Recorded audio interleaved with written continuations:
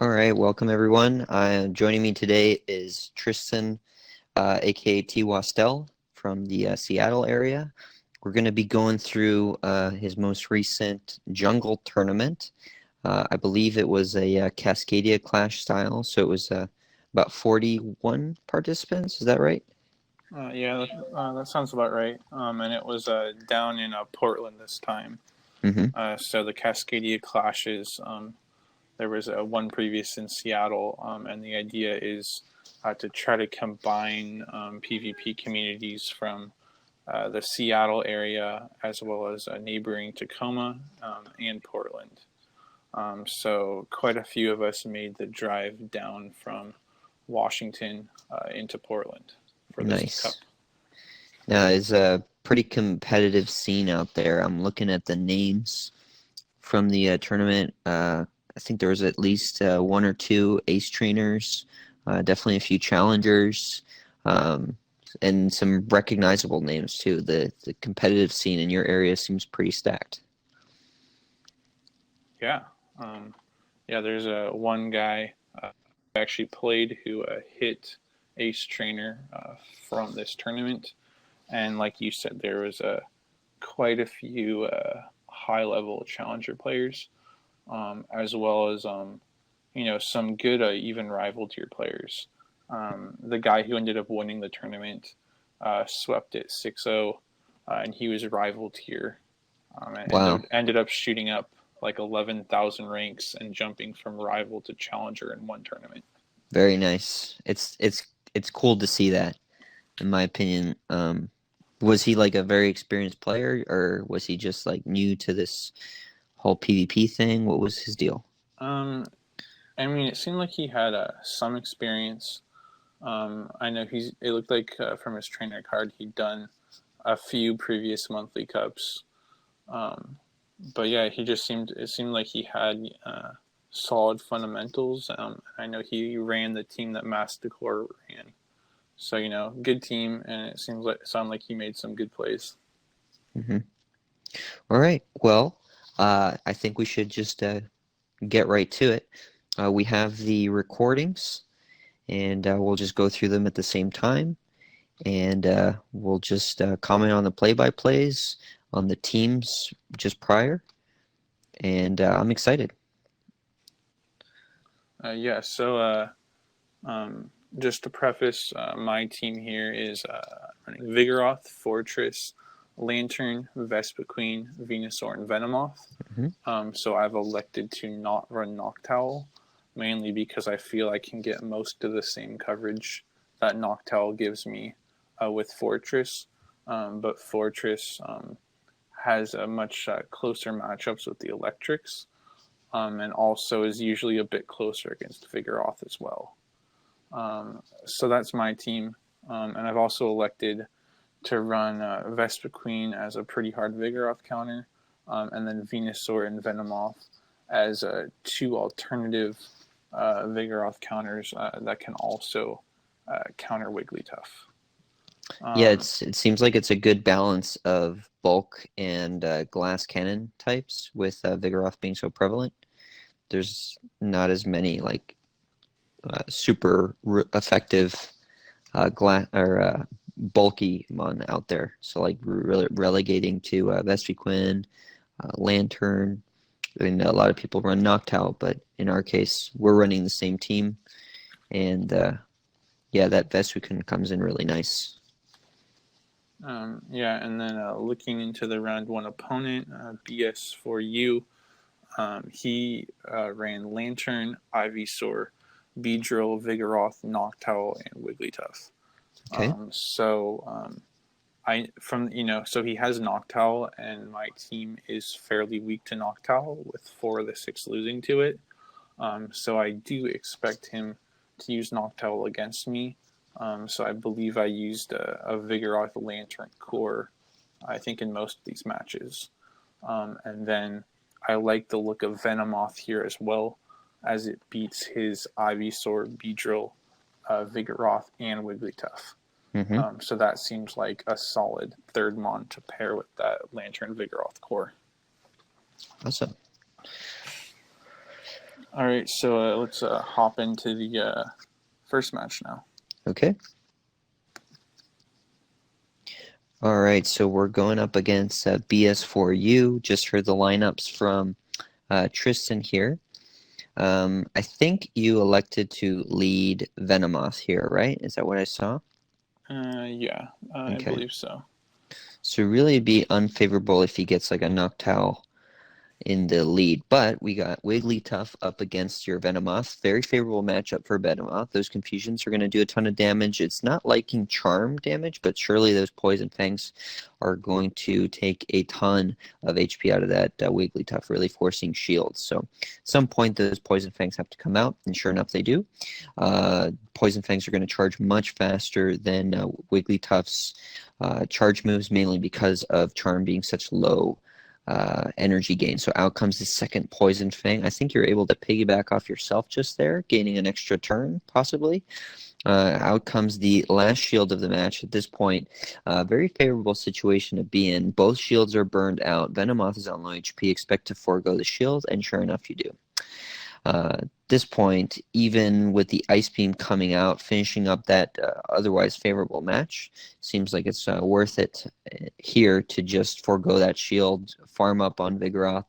And this is a really, really tough spot for the opponent to be in because Body Slam is fully charged, almost 2 Body Slams ready to go, and out comes his Vigoroth. The difference is he has no shields to prevent these barrages of Body Slams coming out. Body Slam is going to chip away, says along with the counter damage. So out comes a second Body Slam. Is going to finish up this Vigoroth being within knockout range. Again, you might even be able to finish this match without even having to burn shields. So let's see. Again, we have an energy lead on Vigoroth. Even with low HP, Vigoroth is a force to be reckoned with. So that Lantern, we're probably going to be able to get to that Bulldoze before Water Guns finish up. Just barely getting that Bulldoze. It's going to do a ton of damage against this Lantern. And with Lantern and Venomoth there in the back, or rather Lantern there in the back, this is pretty much a wrap. So what do you think, man? I mean, burning those 2 shields that early on against an unfavorable matchup normally spells trouble. Yeah, especially because he wasn't able to force any shields from me. Mm-hmm. So he, barely wins the lead, but is in a 2-0 shield deficit, and has Vigoroth coming in basically to farm up energy too. Mm-hmm. All right. Yeah, and so for game 2, I ran back the same team. If he wants to lead Wigglytuff again, I'll catch it with that Venomoth. And also, if he realizes that my Vigoroth and Lantern duo, if he thinks I might run that again and tries to run like his Beedrill or his Ivysaur to beat those 2, I'll have Venomoth in the lead to catch those. For sure. And then, worst case, I can use a Vigoroth as a safe switch if he leads like his Noctowl or his Lantern. Yeah, you're not put in a spot like if you were to lead Lantern here and they lead Ivysaur, you really have no recourse. Leading Venomoth is pretty safe, and you switch in Vigoroth, they're forced to switch. It's a pretty decent combo. I've liked that myself. It does have some flaws, but hopefully it works out. Yeah, so let's jump into match 2 now. All right, leading the same compositions here. Venomoth in the front with Lantern and Vigoroth waiting to go, just waiting for him to settle on his team. Don't expect Wigglytuff out here again. We'll see if he decides to lead that. Outcomes are Venomoth in response to Vigoroth, a favorable matchup. Again, for Venomoth, no reason to leave this matchup. Those Poison Fangs are going to do plenty. Silver One is going to do a ton of damage. We have a decent amount of options here, and Confusion obviously chips away at this Vigoroth too. Body Slam is, it's one of those things that's still going to do a lot of damage. Venomoth can take just about 1 body slams. So Poison Fang is going to do okay damage against Vigoroth.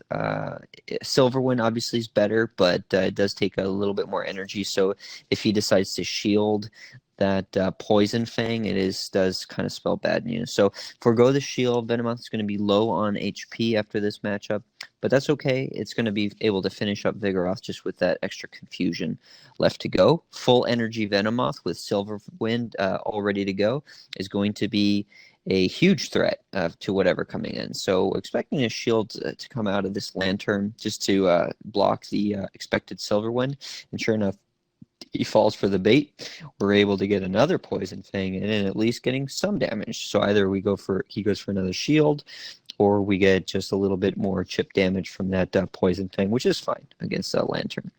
So even with that extra charge that this Lantern has been able to get, it's not going to be enough for Vigoroth, mainly because there's counter damage plus the body slam is going to be plenty to take out this Lantern. So the Thunderbolt gets shielded. Last shield for Twastell in this game goes to elect for a little bit more farm, expecting 2 body slams back to back. If he shields, last shield of the game, the second body slam will go unshielded well before that Thunderbolt comes out.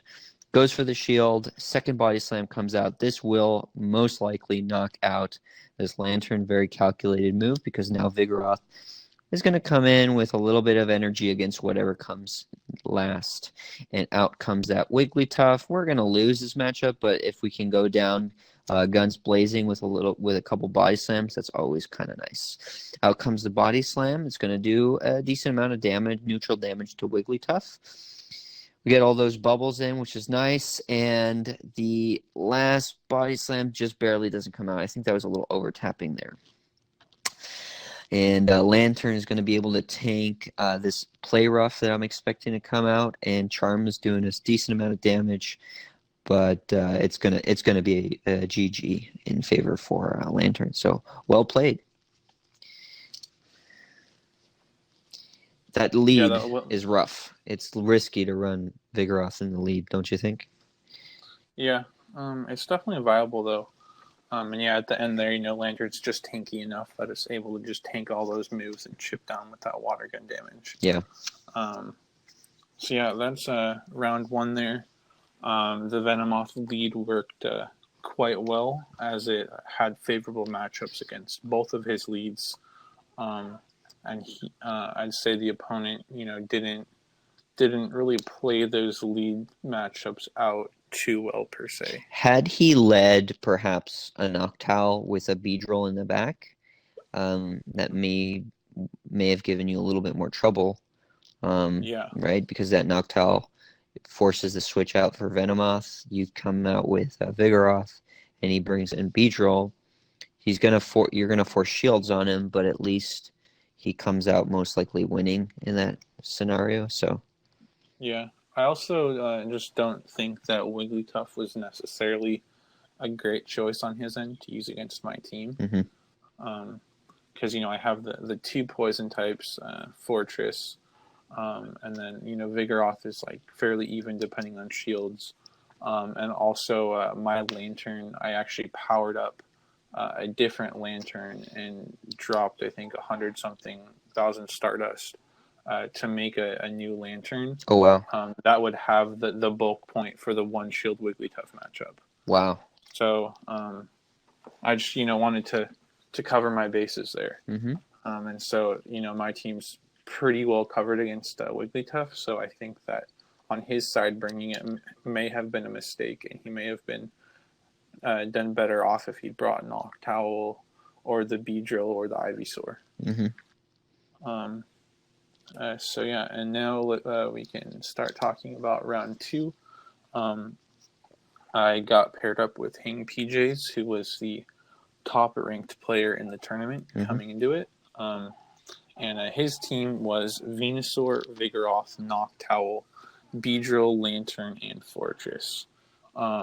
So again, I'm seeing that Beedrill, Venusaur, Vigoroth liking to have the Venomoth to cover those 3. And then run the Lantern for the mirror match, the Noctowl coverage, and the Fortress coverage. Though that Fortress matchup is pretty close, and Lantern loses the Zero Shield. And then, Vigoroth is just a solid all-around pick that will beat the Noctowl, Lantern, Fortress, and have the mirror match. And so for this match, I opt to lead Lantern because I'm predicting him to lead Noctowl against me. And so we can take a look now and see how that plays out. Okay. All right, leading Lantern against Hang PJs. We'll see what he brings up. You said this is a top-level player. We can pretty much expect anything. Probably about the worst thing that he could bring in the lead would be a Venusaur. So we'll see. He elects to bring a Vigoroth. Not a terrible situation for Lantern. It is able to farm up a little bit. We'll see if he goes if you go for the switch. The Thunderbolt is going to do a ton of damage. It's going to force a shield on this Vigoroth for sure. We can forgo a shield in this case. If it is a Bulldoze, it's going to do a ton, but if it's Body Slam, Lantern is fairly capable of tanking it. So out comes the Thunderbolt. We're expecting a shield from Vigoroth, followed by possibly a switch.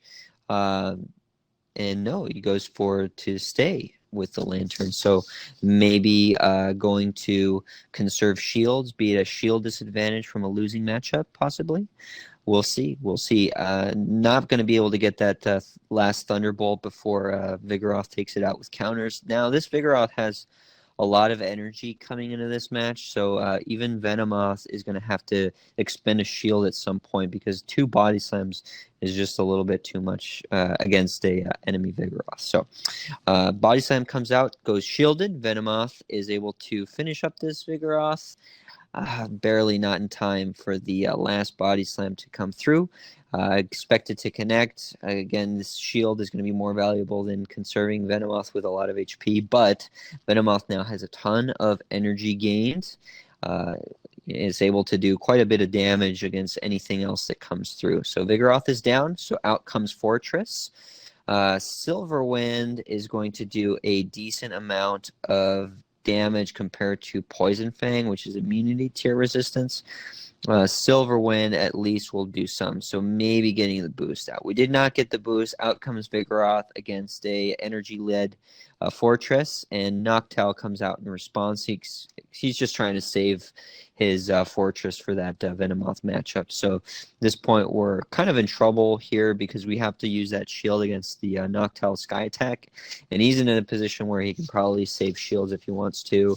Or he can just throttle the Vigoroth a little bit longer, bring it down on HP, and this tough spot to be in, mainly because of that Fortress Venomoth matchup in the back. And Venomoth really isn't doing much against Noctowl and Fortress here, so he decided to double up on those bug counters. So out comes the last Sky Attack from this Noctowl, just barely in time for Vigoroth to take it. It was unfortunate because we would have maybe been able to have a little bit of energy, but even with that extra energy, Fortress coming in, it's going to be able to tank that Body Slam just fine. Plus, it has a shield there in the chamber. So GG match goes to Hang PJ's top level player here. It was kind of risky going, Fortress and Noctowl, I suppose. But at the same time, you can sort of throttle Lantern if you have to in a bad matchup. What do you think? I think, I think I would have liked to have played that lead matchup a little differently in retrospect. Mm-hmm. I think, swapping out where you were expecting me to swap out probably would have been a better play because having that Lantern in the back for that Noctowl and that Fortress would have been pretty helpful. And losing that Lantern in the lead meant I was basically relying on Vigoroth to try to go through both Noctowl and Fortress, which just wasn't doable. Mm-hmm. And yeah, good play by Hang PJs identifying that I would probably be bringing that Venomoth, or maybe even the Vespiquen, and doubling up on the Fortress and the Noctowl to try to handle that. Yeah. That's the downside of this lineup is that, that Lantern Vigoroth core is just so valuable. So if you can break that by making the flex kind of useless, then it's quite nice, So, all right. Let me know when you're good for the next one. And yeah, him, and the other problem was losing that lead, because I was expecting maybe a Beedrill I was expecting a Noctowl, and when he led his Vigoroth instead into my Lantern, that just wasn't a great scenario. Yeah. But yeah, my thinking in the moment was to go into that second, basically just sack my Lantern, go up a shield, and try to just chip it down with the water gun damage. Right. But obviously that didn't work out too great. And then so for match 2, I opt to lead with my Venomoth. A, in case he leads the Vigoroth again, so I have an answer. Or B, to prevent an Venusaur or Beedrill lead giving me problems. Mm-hmm. So we can hop into that match now. All right. We're familiar with this lineup. We used it in round 1 of this tournament, and it favored quite well, even if in a bad lead, which is the case right now. Fortress comes out. Venomoth expect an immediate swap. It's really just not going to do a whole lot of damage against this Fortress. So out comes Vigoroth. At least with an energy lead, it can beat a lot of things, including this Vigoroth out here. But we're going to be forced to use shields at some point against these body slams. So out comes the first body slam. We'll see if he goes for the shield or he forgoes the shield in the first hit. He does go for the shield there. Immediate second body slam comes out. Remember, our Vigoroth on our side has a lot more energy gained, a couple counters before that Vigoroth switched in. So he goes for the second shield. Now we have 2 shields. It's kind of a no-brainer, but he's going to get to that second body slam most likely before we get to our third. And sure enough, he does. So at this point, we have to decide, do we want to be at a shield advantage or do we want to be at a switch advantage? So he goes for the switch advantage by shielding. Out comes the third body slam. It's going to take out this Vigoroth here. And we have a little bit of energy, but just not quite enough to throttle whatever comes next. So no shields left in the match. So that's becomes interesting, the Fortress matchup against Lantern. And this is not great, you guys, because Fortress now is going to be able to Earthquake this Lantern because we don't have shields. Probably the critical mistake. We'll see how it plays out, but I'm suspecting you are regretting using that shield against the Vigoroth matchup. But you just never know. Out comes a Thunderbolt. Is it going to be able to take out this Fortress? Probably not. Fortress is quite tanky, and we still have a little bit of HP on it. So it does bring it within the red. Out comes Venomoth. And we don't really get a heavy slam, we do get a heavy slam. Interesting. So out comes the heavy slam against Fortress, or against Venomoth, rather. It takes a ton of damage from this. He goes for the switch. Out comes Noctowl, and the low HP Lantern, and basically almost dead Venomoth. Noctowl is just bad news for us, for sure. So out comes Lantern with basically no HP left, and he will get the Sky Attack just in time for you to see it. So, unfortunately, that's a GG. Match goes to Hang PJs. He did kind of read your team quite well. Yeah, he read it real well, and basically made my Venomoth like dead weight with that team comp, especially in that match right there where he saw that I led Venomoth, and so when I safe swap to Vigoroth, he counter swaps to his own Vigoroth because he knows that Vigoroth is the only bad matchup against my Venomoth. So if that Vigoroth is gone and he just kind of neutralizes mine, then my Venomoth is going to be useless, and his Noctowl and Fortress are in a better spot there. Yep. And yeah, one of the mistakes I made too was I forgot that Fortress can get to that Earthquake before Lantern gets to a charge move. And so that was a mistake as well. In retrospect, I probably would have preferred to bring out Venomoth, chip down some damage, and try to burn some energy before bringing in the Lantern after that.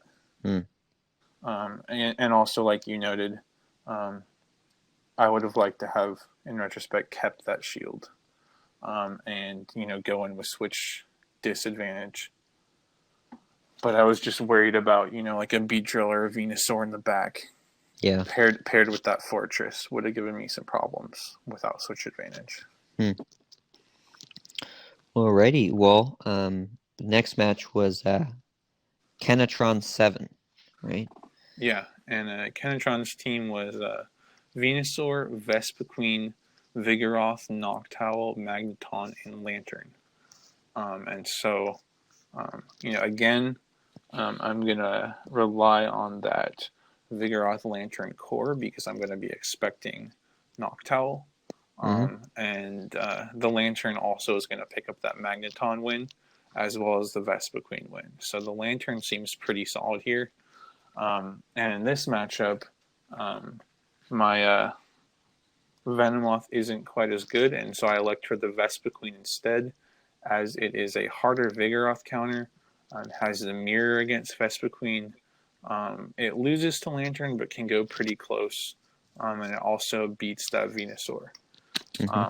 So basically, using that same duo I've been using, but swapping out the Venomoth for Vespiquen for this matchup.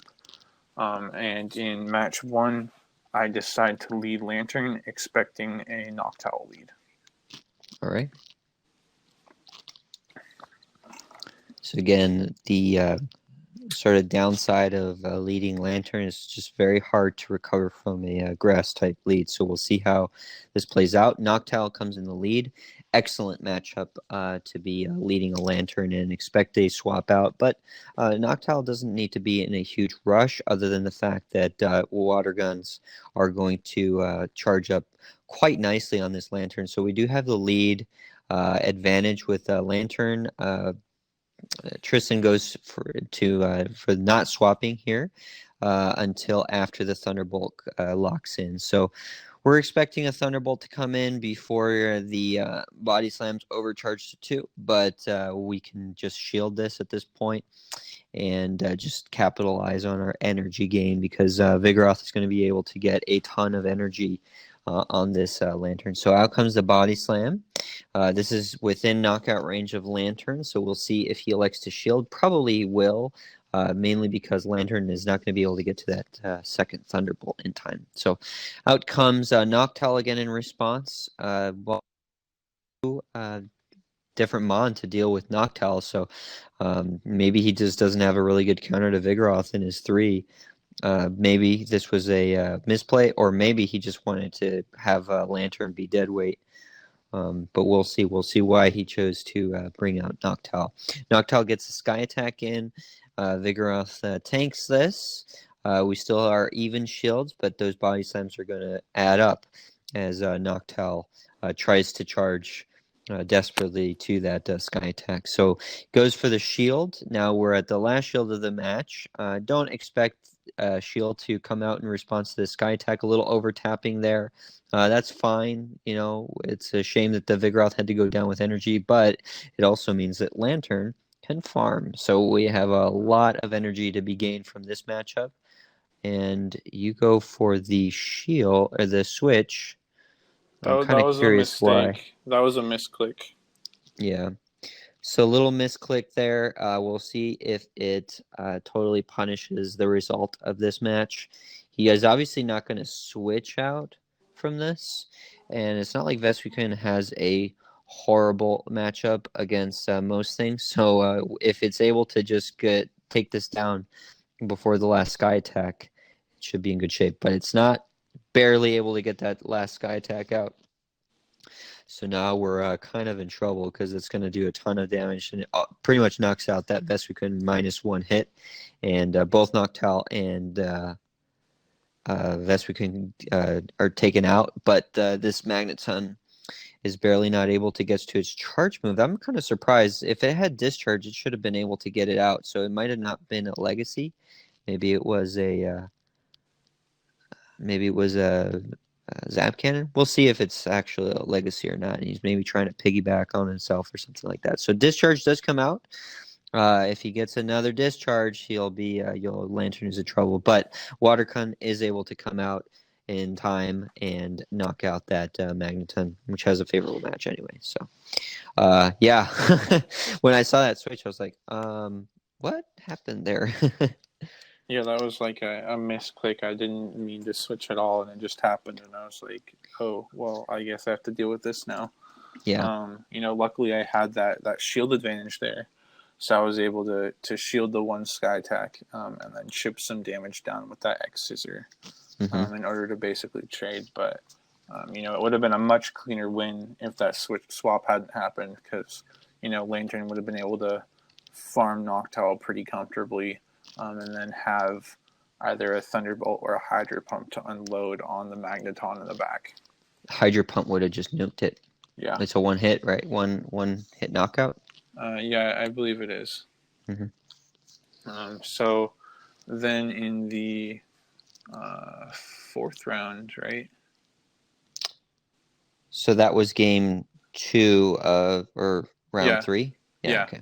So now in the fourth round, I played a kind of local rival, Juan Peru.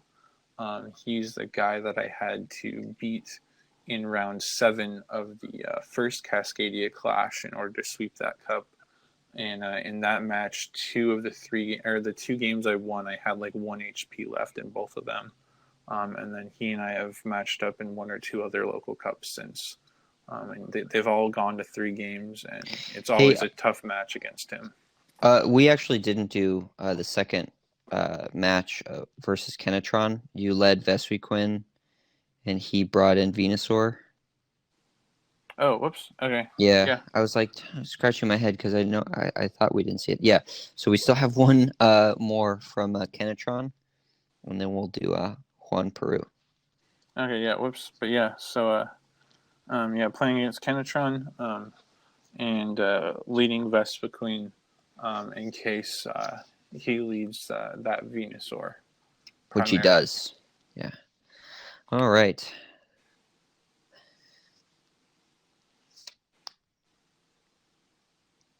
So, again, I kind of spoiled it for you guys. Vespiquen will come out to meet Venusaur. I didn't see much more because I just wanted to double check and make sure we hadn't seen that match yet. So, we know what's coming. Probably a switch. Sludge Bomb does a decent amount of damage against Vespiquen, so it does have to worry a little bit about shields, but it can definitely tank 1, so it doesn't really need to shield that first move. So out comes the Venusaur in favor for Vigoroth. Vigoroth doesn't do so well against Vespiquen, so he must have not had. Either he didn't want to risk losing his Noctowl to Lantern in response, or perhaps he just wanted to meet this Vespiquen with Vigoroth for some other reason. So we'll see. If you go for the switch and you do, out comes our Vigoroth in response with a little bit less HP. It should be able to secure this matchup with some energy. I make that swap because I realize how important my Vespiquen is going to be in beating his Venusaur in the back. And so I'd rather, lose some health on the Vigoroth in order to preserve my Vespiquen. Because Venusaur against that Vigoroth Lantern combo can be troublesome. He might have had some lag there or something. It seems like he wasn't using any counters. I don't think it would have made too much of a difference. It just would have been less HP for Vigoroth here. And it's pretty much within killing range of Frenzy Plant. So hopefully that wasn't a deciding factor of the match. I don't think it was. It seems like did he just give up or something? Maybe he's... I'm not sure what he did there, but... Yeah. Well, in any case, we kind of know how this match plays out. Venusaur, if it's able to land a Frenzy Plant, it just has to go shielded pretty much. And out comes this Magneton with no shields. It is GG if it lands a Bulldoze here, but I think Body Slam is going to do plenty of damage. So we'll see if you go for the Body Slam, which you do. And Body Slam is single resisted thanks to its steel typing, but Magneton being so glassy is still going to take a decent amount of damage. And it is within knockout range. GG match goes to Tristan. So, yeah. I think rewatching it, it looks like there was some lag on his point of view. Mm-hmm. I didn't really realize that in the time and he didn't request a rematch. But yeah, rewatching it, it looks like he definitely got some lag in a couple spots, and probably should have warranted a rematch. That being said, I think, given the team comps, I think, if we had replayed it, I think it would have ultimately ended up with the same result. I think it would have been worse for him because if he switched out that Venusaur immediately, you probably would have switched out to Vigoroth even faster. I don't know. Maybe as soon as that last X-Scissor came out or something like that. And just short up the matchup even better. But yep. So we have Juan Peru. Yeah, so now we have Juan regular. Peru. And he likes to run some funky teams and off-meta picks, which is evident in his team for this tournament, mainly with his pick of Alolan Executor. Mm-hmm. And luckily I'd had some practice scrimming with him prior to the tournament. And that Dragon Pulse from Alolan Executor actually hits pretty hard. It almost one-shots a Venusaur, actually. Wow. So really? even though Venusaur, is favored in that matchup because of like that Sludge Bomb and the faster firing Vine Whip, Venusaur does have to watch out for that Dragon Pulse, which will almost kill it in one hit. Mm-hmm. So his team is Alolan Executor, Alolan Graveler, Venomoth, Magneton, Fortress, and Vigoroth. So he has 2 electrics here. But I'm not really expecting him to run both in a trio. It just seems a little risky, especially considering both lose to Lantern and both lose to Vigoroth. Mm-hmm. So if he runs an electric, it'll be one or the other. And then, kind of standard from there. Yeah. He also has no Noctowl, though, which also makes Fortress a little bit of a more interesting pick, as my Fortress will have the mirror match against his while beating the Venomoth and the Alolan Executor. Yeah, that Alolan Graveler Fortress combo was a popular concept for us before Wigglytuff came out. Although I'm not sure if it has anything to do specifically with Wigglytuff. I think it's a combo of Wigglytuff, but also the fact that Lantern has just kind of steadily rose in popularity over the month. And as Lantern gets more popular, that means the Alolan Graveler takes a little bit of a hit. Yeah. So game 1, I opt to lead my Venusaur because my Venusaur has positive matchups against 4 of the 6. Only losing to Venomoth and Fortress. And then I have Lantern and Vigoroth in the back.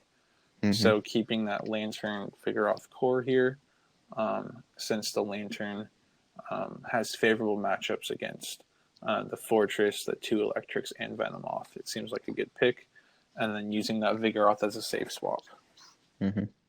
So let's hop into the battle. So with that Venusaur lead, probably the worst case scenario for you would be a Venomoth lead in response, because that would force you to switch over to that Vigoroth. So good lead in favor for our team here. Venusaur at an even match is able to get to those Frenzy Plants just in time before that third body slam, I believe. So otherwise, if it's a switch in, it's kind of in trouble because it's not really as good of a counter. So we elect to shield that body slam. Frenzy Plant's going to come out immediately after. It's going to do a ton of damage. I do expect to shield here unless our opponent here is trying to conserve them. So he does shield. We are going to be able to get to this Frenzy Plant just barely after this Body Slam, but as you can see, he gets to his Body Slams quite a bit faster, so after a certain amount of time, it does tend to stack up. So he goes for a really nice switch there. I'm sure that was frustrating to lose all that energy stored up against this Fortress, but in any case, we do have a little bit of time to switch out, and so sure enough, out comes the Vigoroth in response to this Fortress. Heavy Slam's going to do a decent amount of damage, but that being said, those counters plus Body Slams are certainly going to rack up, and this is a pretty safe counter for Vigoroth to be in. So we elect to shield that Heavy Slam, shore up the matchup against Fortress, and at this point we elect to Body Slam. I don't expect a shield from him, mainly because Fortress is going to be able to resist Body Slam, just barely hang in there, and it's really not that useful to hold on to this Fortress in this matchup. So at this point, he is at a shield disadvantage, but we do have a ton of energy stored up with this Vigoroth. So out comes the Body Slam. Almost missed those bubbles there.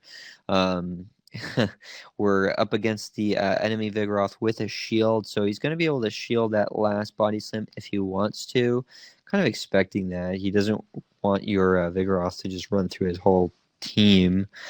He's able to get to that Body Slam. So he does elect to forego the shield in favor of his Alolan Executor. Now, this is kind of strange to me. I know that Vigoroth has a decent matchup against this, but obviously your Vigoroth is at a low HP, so he's really just trying to farm this matchup so he can just get a Dragon Pulse in. And so Venusaur comes out, and this is basically free energy. And with Lantern, Vigoroth there, it's kind of a weird situation to be in because he does have to spend uh, energy on his charge moves here, and he does have a favorable matchup. But now that he spent all his energy, it was basically just like another extra shield in a slow motion here because Lantern is just so bulky. So Vigoroth should be able to finish this up. I don't think he's going to have enough for that last Seed Bomb. Oh, yeah, I guess he does because you didn't have.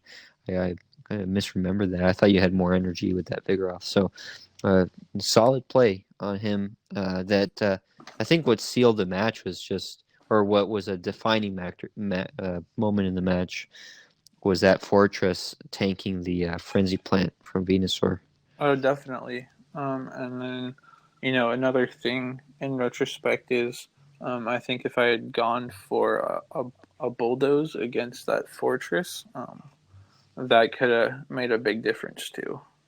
Mm-hmm. It's obviously a riskier play because if it gets shielded, you're not in a great spot. But given those Body Slams are resisted, and most Fortress users opt to tank the first one or two because they know they can, I probably could have gone through a Body Slam, and that would have helped get through the Fortress cleaner and have a more full health Vigoroth for that Alolan Executor in the back. Mm. But good play by him to keep that Alolan Executor in the back, as he was expecting me to run Lantern, and saving it for that Lantern ended up working out quite well for him. Yeah, it's a rough spot to be in with something as bulky as Lantern. Basically not being able to do anything since its Executor is double resisting its water guns. It double resists everything it has, actually. Yeah. And so game 2, I opt to go with a Venusaur lead again, but I swap out my Lantern in favor of Fortress in order to shore up that Alolan Executor matchup. And like I said, it also is going to beat that Venomoth, have the mirror match if he brings his Fortress. Mm-hmm. Even though it tends to lose to Vigoroth on those two electrics, it usually plays them pretty close. Mm-hmm. So Fortress seems like a fairly safe option because he's not running Noctowl. Right. So, Okay. yeah, let's jump into that match. All right. So we are electing to double up on our strat to lead Venusaur here. We're hoping, fingers crossed, he doesn't get a Venomoth lead, and he does. All right, so the Venomoth comes out to greet our Venusaur, expecting an immediate swap. We just don't want to rack up our damage with confusions. This is not the kind of matchup you want to farm a little bit beforehand. So now we're using Fortress as the safe swap. Comes out to greet this Vigoroth. So we'll see if he decides to shield this. Now we have enough energy to go for the Earthquake. In my experience, most Vigoroth don't shield this first heavy slam, but he does decide to shield it. So it was a good play here to just go for the heavy slam in anticipation. So the riskier play there would have been definitely Earthquake. So out comes the body slam. Not a whole lot of damage from this body slam. We're going to have to make decisions here as to whether or not to shield. And he does shield. Elects to prefer getting that extra heavy slam off before departing our poor matchup against Vigoroth. So hopefully we get the shield. Otherwise we come really close within killing range, but not quite. So he does go for the shield at this point. Vigoroth is going to have a ton of energy at the end of this match, enough for probably 2 body slams. So we'll see. Out comes Venusaur. We know we have that Venomoth in, so we really don't want that Venusaur to be paired up against Venomoth. So out comes the barrage of body slams here. We know that Venomoth is just basically going to be able to farm this matchup. So if we can get a little bit of energy here and maybe get to that Sludge Bomb against Venomoth, that would be like the best possible scenario we could be in. So again, expecting that Venomoth to come out immediately. So out comes a Sludge Bomb in favor to receive this Venomoth.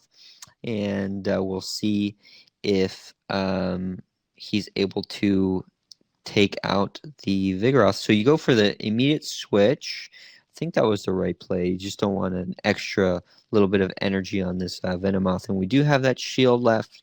We'll see if he goes for the Silver Wind or the Poison Fang. And he goes for the Poison Fang, so this is good.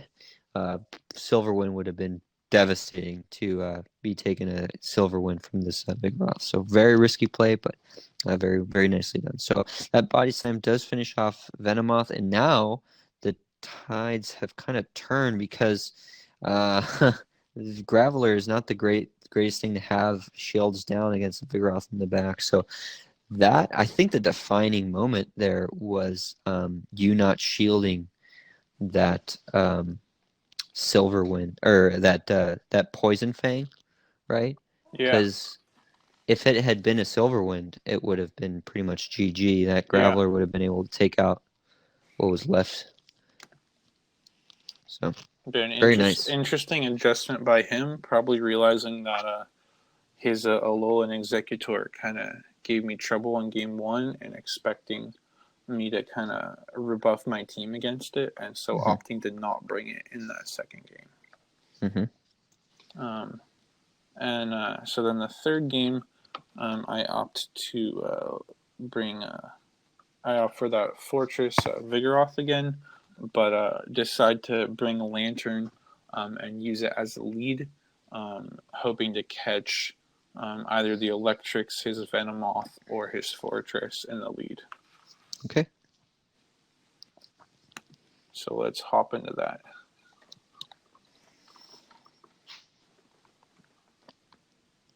Yeah, again, this is risky. I guess it's not. Well, yeah, it is pretty bad to be paired up with that Executor there in the front because then he kind of but with no Noctowl, I kind of have Fortress as a safe swap. You do. Also Vigoroth does pretty well against the Alolan Executor because counter deals neutral. So he was really hoping that you led Venusaur for the third time, and you don't fall for this. You go for the Lantern against Venomoth. Venomoth is surely not going to be able to tank a Thunderbolt well at all. So if he does go for the Silver Wind here, it's going to do a ton of damage. So he goes for the Silver Wind. It does a decent amount of damage against this Lantern, and we do go for the Thunderbolt. Thunderbolt, like I said, is going to just do a ton of damage against Venomoth, which is quite glassy. We'll see if he forgoes his shield, which he doesn't.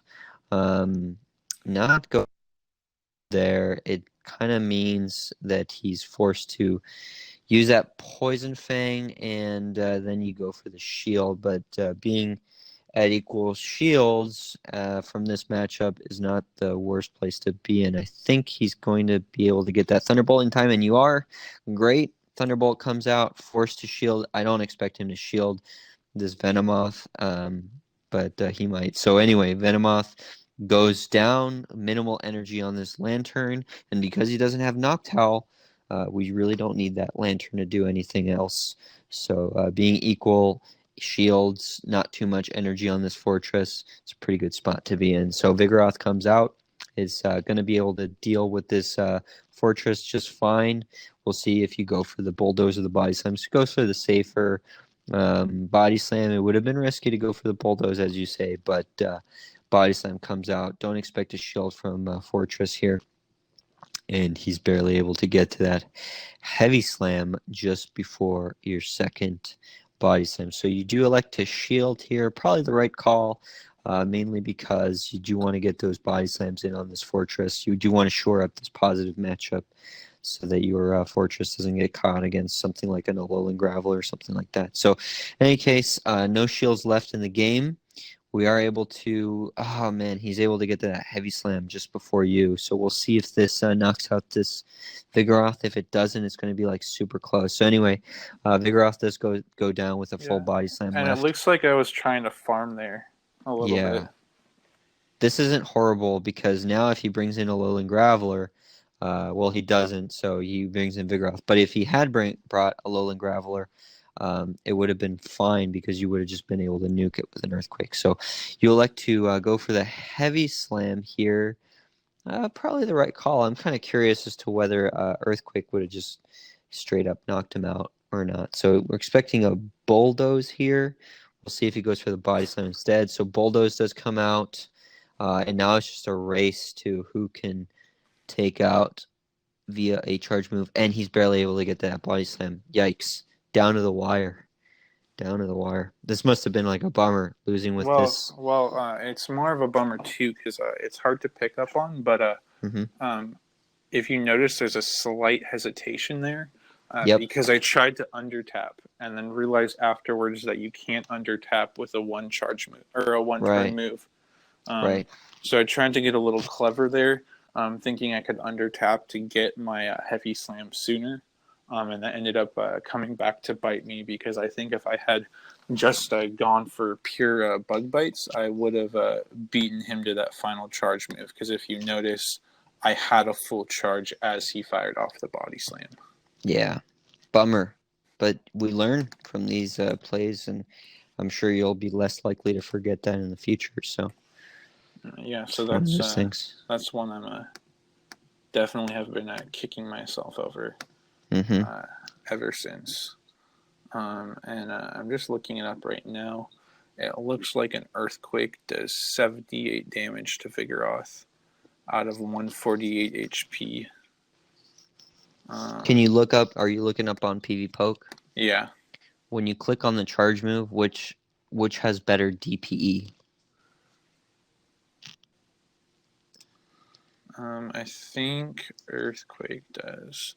Because Heavy Slam's doing 55 damage for 50 energy. And Earthquake is doing 78 damage for 65 energy. So I wonder if Earthquake might have been safer. Yeah. Probably would have, but I just didn't really think of that in the moment. Oh, yeah, no, I mean, my definitely thought, not. My thought process in the moment was, go for double Heavy Slam. I didn't And it really... would have worked. Yeah, it might have worked. It probably would have worked if I hadn't messed it up, but I think you're right that I think that Earthquake plus the plus all that Bug Bite damage would have done the trick. It's hard to do that level of math in the heat of the moment, though. Yeah. So you just have to be familiar with the matchup, I think. Yeah, and that's one I never really played out was Fortress versus Vigoroth shields down. And yeah, I'm simming it out, and it looks like from an even energy start with 0 shields, Fortress can win by just landing that Earthquake. Yeah. And obviously I had the energy advantage, so I would have gotten there even sooner. Yeah. Well, there you go. So we're up against Master Jeff West. Yep. And his team, he's running Fortress, Beedrill, Lantern, Vigoroth, Alolan Golem, and Noctowl. So I believe I fall back on. What did I run against him? I'm seeing Lantern, Venomoth, Vigoroth. Yeah, so I guess I go for the Venomoth because it beats that Beedrill as well as the Vigoroth. But it is a slightly worse pick against him because he doesn't have like a Venusaur, Victory Bell, or any grass type. But I'm kind of guessing that he's not going to run both his electrics together. Just because, both lose to Venusaur, both lose to Vigoroth. Double electric just in the meta at the time seemed a little risky. And so I just kind of gambled on the fact that he had 2 in his team just for flexibility. And so, when considering the team comp, considered, like maybe he has 1 electric. So if it's 1 electric and Noctowl at worst case, I can still maybe match up my my Venomoth against a Beedrill or a Vigoroth. So that was kind of the thinking there. Awesome. All right, we'll get started with this one then. So again, normally Lantern lead really has to fear a Venusaur in the front, but we don't have any grass types in here in the front. So out comes Alolan Golem. Not a big deal for this Lantern. Lantern has a positive matchup, so expect to switch out. Out comes Vigoroth. We can switch out to our Venomoth here, and he's able to get to that Body Slam very, very quickly. Does go for the shield in this case. Confusion Poison Fang is going to do a ton of damage against this Vigoroth. Even Poison Fang is going to chip away at it. So we'll see if he decides to shield. Out comes the second Body Slam against this. It's always just shocking how fast Vigoroth gets to these Body Slams. Yeah, especially if you swap in late, which I did. Yeah. So, in any case, Poison Fang does come out. We'll see if he decides to shield, anticipating maybe a Silver Wind.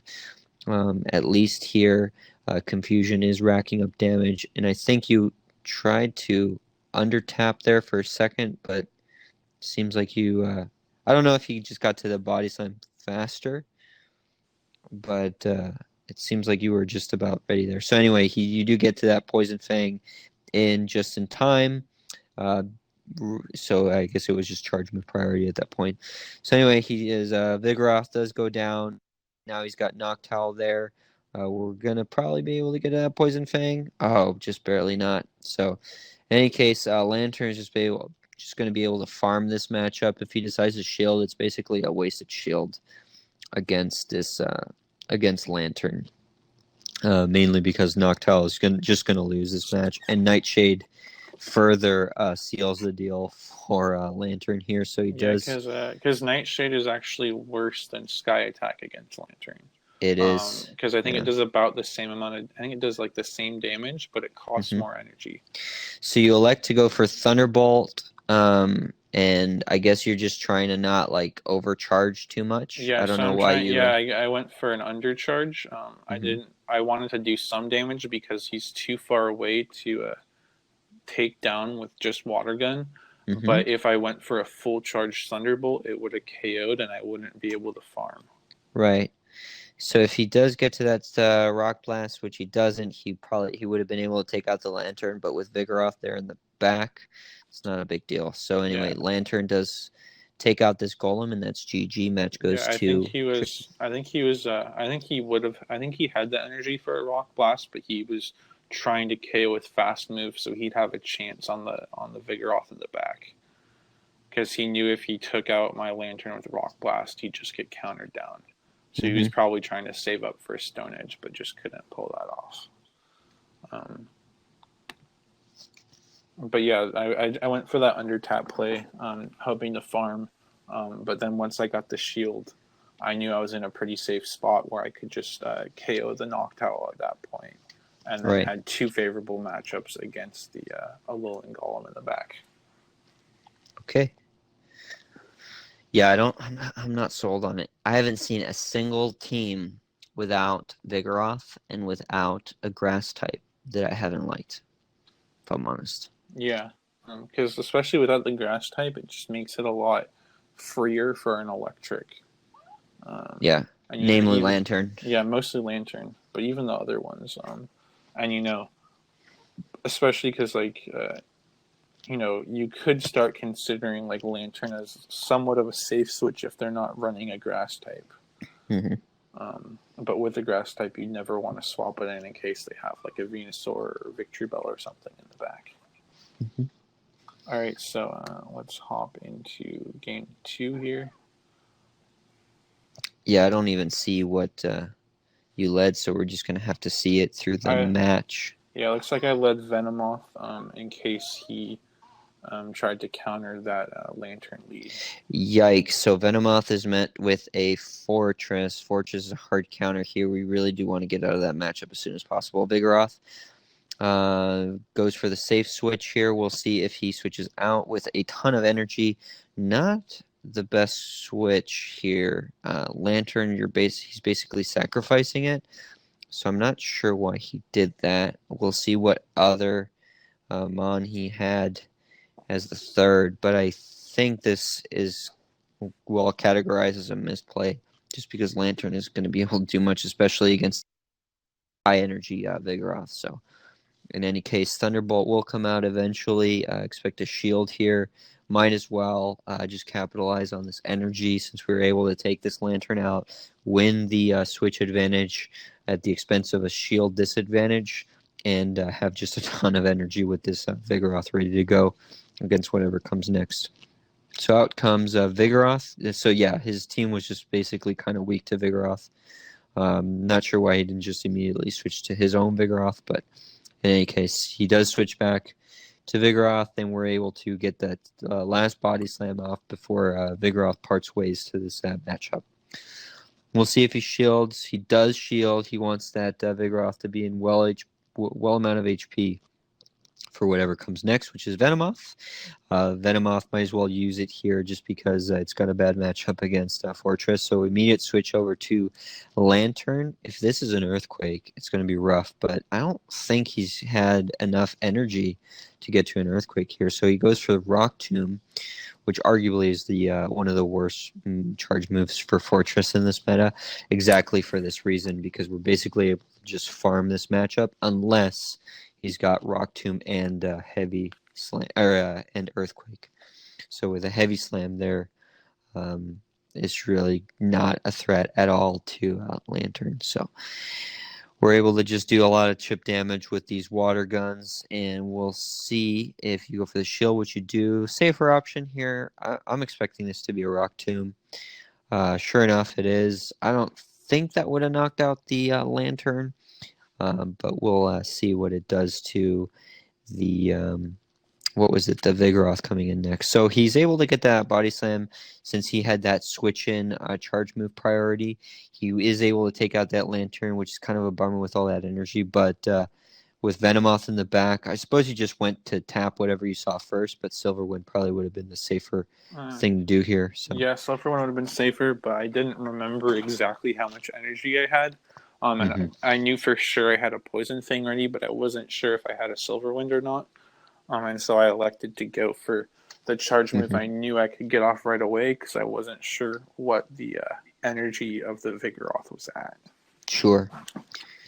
Fair enough. And you would have been able to tank that body slam just fine, so that extra confusion shores up the lack of damage that Poison Fang wasn't able to secure to knock it out. So very well played. And yeah, so now we're going into round 6. I'm at 3-2 right now. I'm playing Blackshin, who is one of the probably top 3 to 5 players from Portland. His team is Venusaur, Noctowl, Vigoroth, Vespiquen, Lantern, and Beedrill. Okay. And so, it's a little. So he's not running Fortress, which is interesting.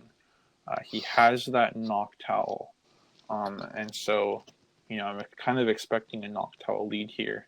But it's kind of a difficult choice here because he has the Vespiquen and the Beedrill.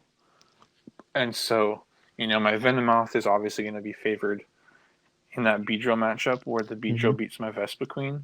But, if he's going to be running Vespiquen, I'd maybe rather run my own Vespiquen. So it's kind of a tough choice here if I'm going to be running that Vigoroth Lantern core on which between Venomoth and Vespiquen I decide to use.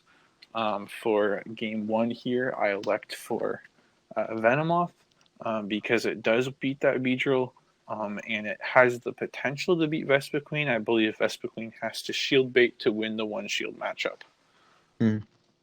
So let's hop into this one. I elect to lead Lantern here because I'm kind of gambling on him leading Noctowl against me. All right, so we bring out Lantern, and it's received by Vespiquen. So great pick on the lead. We're able to really secure a favorable lead here. Expect to switch out immediately. So that there goes the Vigoroth in response to our Lantern. So Venomoth is able to shore up a really good matchup here. So goes for the shield. I see a pattern here, pretty much shielding always the first body slam, and then forgoing the second. So it's pretty much a rehearsed matchup here. This Poison Fang comes out, and we'll see if he decides to shield. This is the safer option because it's still going to do a decent amount of damage, but if it goes shielded, we don't miss out on too much energy with that, like as we would with the Silver Wind. So elects to not shield the second body slam. It is, like we said, a ton of damage, but Poison Fang is going to be able to knock this Vigoroth out just fine. So it's going to be forced to shield, double shield, being at a shield advantage or being at the switch advantage. So he does go for the second shield there. He just really wants to take out that Venomoth. So that's fine. We'll just let him have it. We get a shield advantage. We're able to just take out that Vigoroth with what's left. So out comes Lantern. It's going to be able to take this Vigoroth with just the water guns, but not before a parting gift of a body slam, which we're going to be able to tank just fine. Right, and that was kind of my thinking behind that play is I figured he'd get to a body slam, and with the Lantern, I can tank that move, versus with my Vigoroth, I'd be forced to shield. So I'm able to preserve my shield advantage here. So out comes Thunderbolt. So this is interesting just because Vespiquen is in the back to deal with your Vigoroth. So we do at one point probably want to switch this out, but we'll see if you go for the Thunderbolt instead. So Thunderbolt does come out. We'll see how this plays out. This is going to be interesting because if he takes out our Lantern here, which he does, then Vigoroth will be at an energy advantage. Oh, you go for the shield. Interesting. So I guess you just want to really just take out that Vespiquen, and hopefully he doesn't get to the X-Scissor before you get to this Thunderbolt. And I think he probably will. Oh, barely in time to get that Thunderbolt. So I just need to learn how to count my energy a little bit better. So he must have been really, really close to that X-Scissor, or he was just trying to farm you up a little bit more. Sure enough, Vespiquen is able to get to those X-Scissors just before Vigoroth takes it out with counters. But that's GG.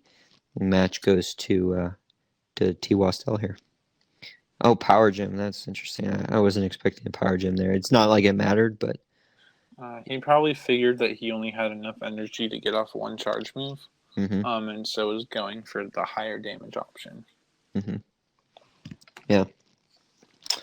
Well, that was interesting.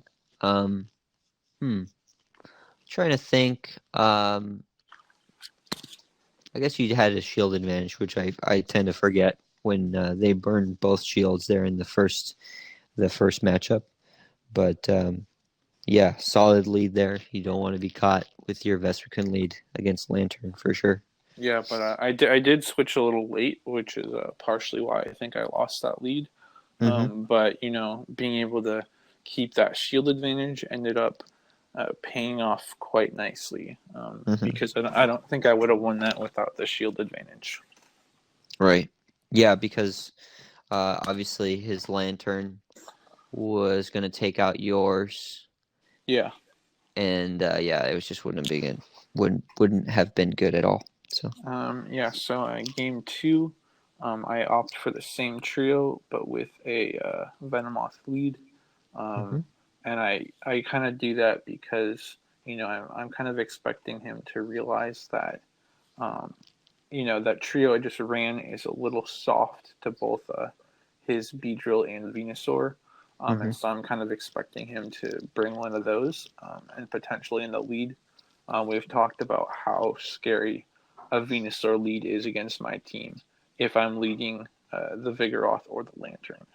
Right. So to have that Venomoth lead in order to shut that down, and worst case, if he leads something that beats my Venomoth, I guess that'd be his Noctowl, and I can save swap to my Vigoroth. Sure. All right. So let's So see how this plays out. Um. Yeah. So what's interesting about this? If he switches to Vigoroth, you definitely do want to. This is one of those team comps where him being having a Noctowl in the lead isn't so bad because he switches in whatever, and Vigoroth is going to have an energy advantage. So Vigoroth does come out to respond to yours. So at this point, we do have that energy advantage. Just like we said, he's forced to shield. Probably expecting a shield from you.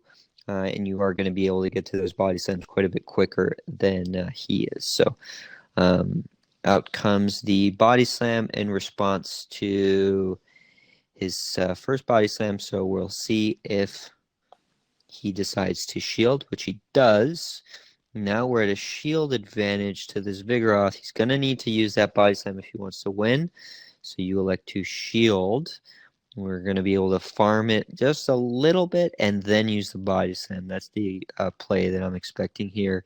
And I think you're able maybe two counters there just before uh, his body slam was able to lock in. So that's nice.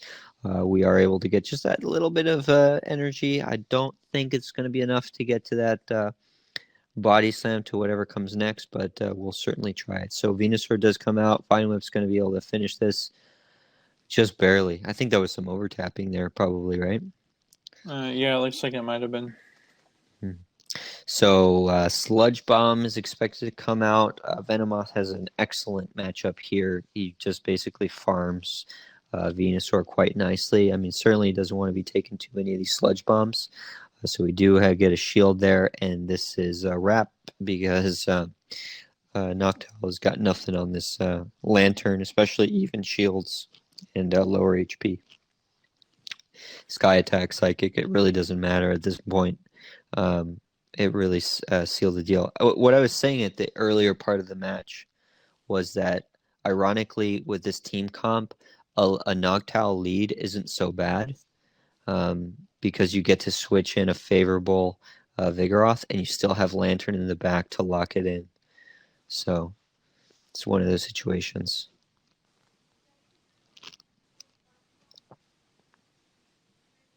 Yeah, and here I'm electing to not use those charge moves yet Mm-hmm. because I don't want to be farmed so much by Venusaur. And hoping to get enough energy to be able to fire off hopefully a Thunderbolt on Venusaur before I go down. Yeah, barely not able to get that Thunderbolt, but with, like we said, Venomoth there in the back. Oh, interesting. So he's able to get to that Sludge Bomb, and so we'll see. Oh man, so I didn't call this right at all. I thought you were going to be able to just basically wrap it up with Venomoth here, but it was a tie. Wow. I haven't seen that in a while. Yeah, I was definitely kicking myself on that one. It was similar to a previous game where I didn't know how much energy I was at, and so I wasn't sure if I had the silver wind or not. And so Mm-hmm. I was just jamming on that poison fang because I knew that he would probably had enough for a sludge bomb. Mm-hmm. And I thought the sludge bomb was going to take me out. So I was jamming on that, hoping to beat him to the charge move. Obviously, he ended up beating me, but I already tapped to lock it in, uh, and it ends up as a tie. Wow. Man, I haven't seen a tie in commentating for a while now. It's just quite rare to tie because you pretty much have to do it. You have to do it in fast moves. Yeah. So yeah. Wow. Interesting. So I called that all wrong, but it was very, very, very close. And then we actually had to go ask the tournament managers how to handle charge move priority for the game following a tie. Mm-hmm. Because we didn't really know. And what the tournament manager ended up saying was to coin flip for it. Mm-hmm. So that's what we did for that match following the tie.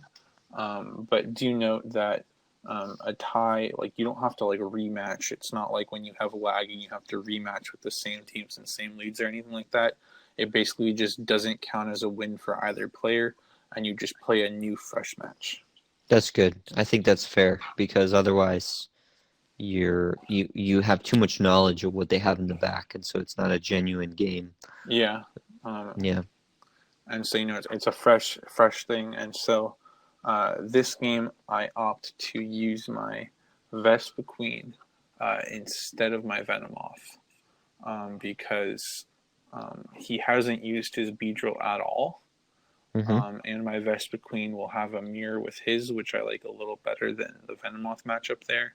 Mm-hmm. And also Vespa Queen, while it loses to Lantern, with shields up can actually go pretty close against Lantern because those X scissors just kind of chunk it down, Mm-hmm. and the water gun's kind of slow.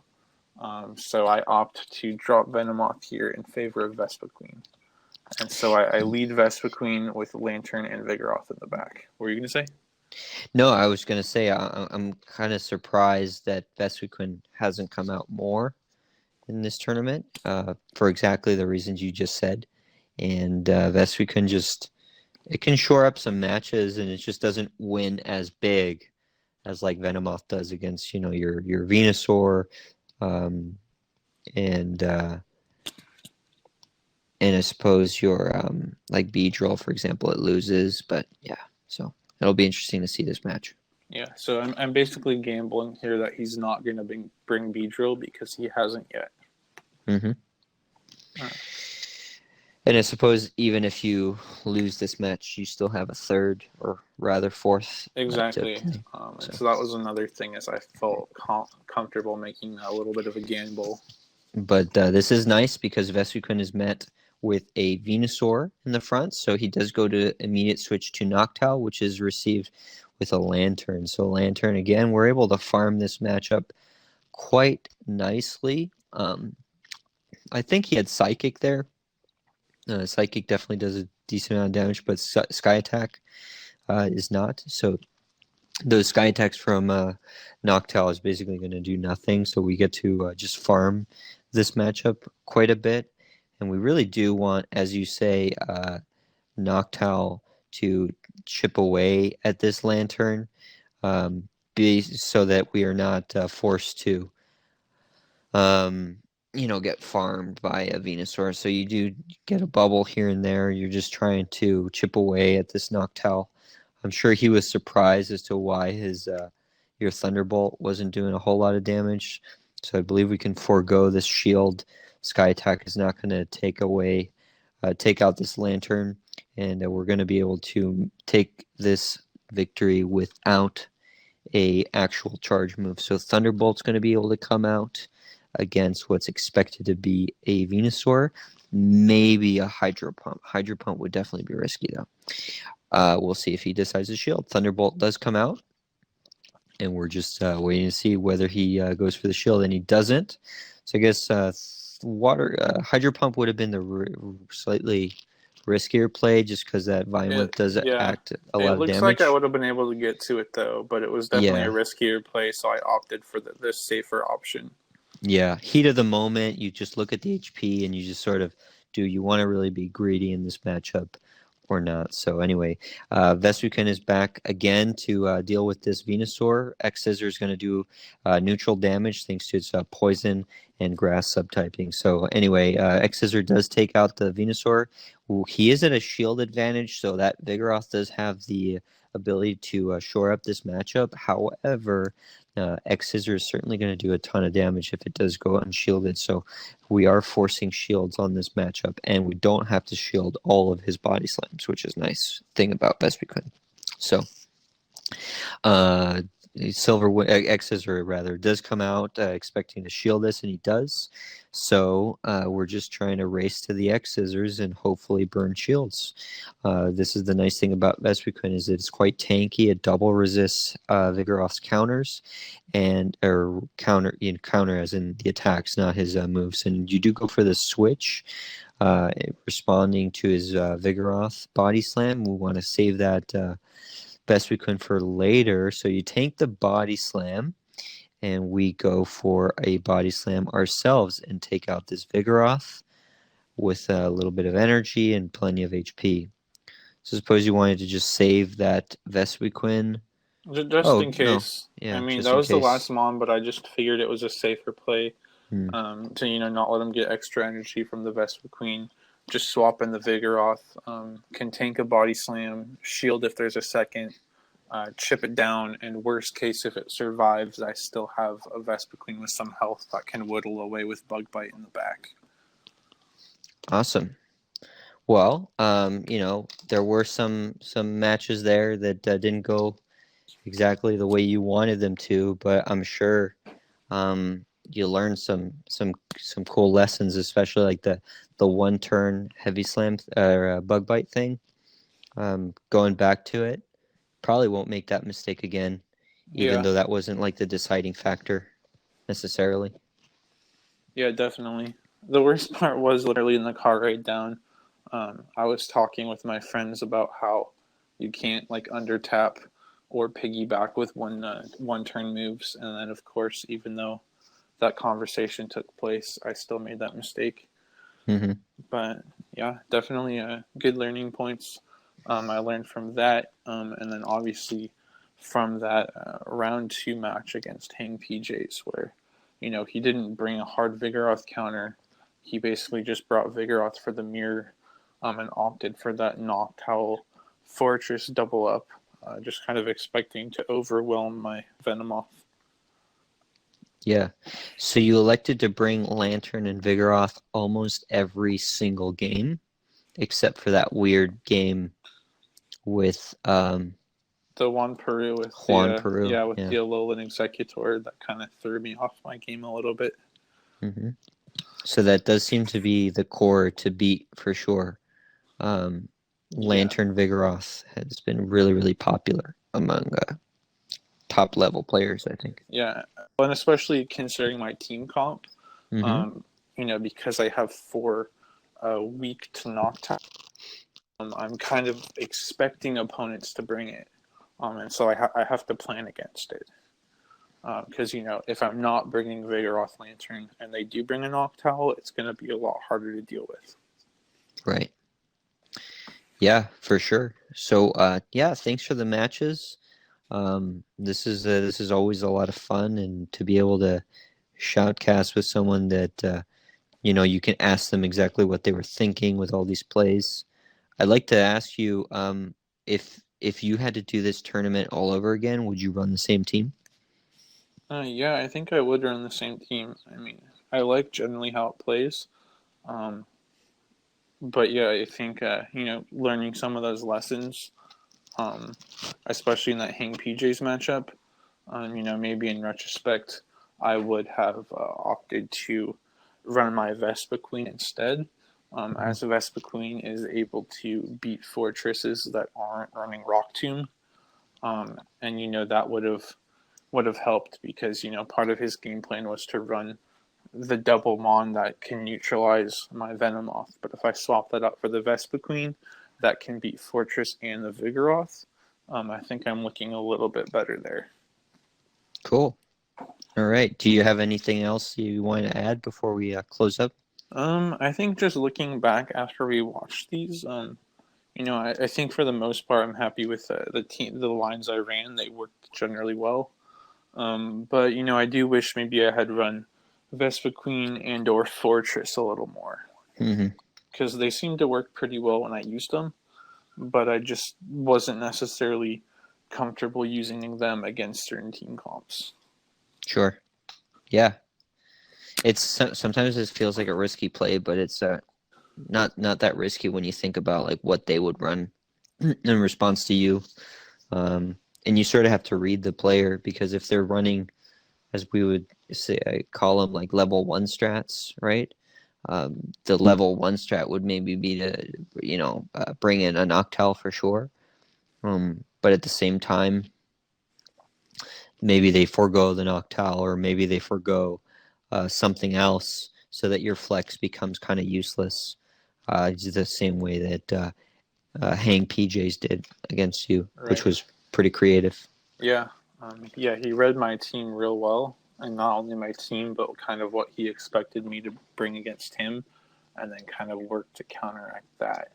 And so, he forgoed that Vigoroth counter.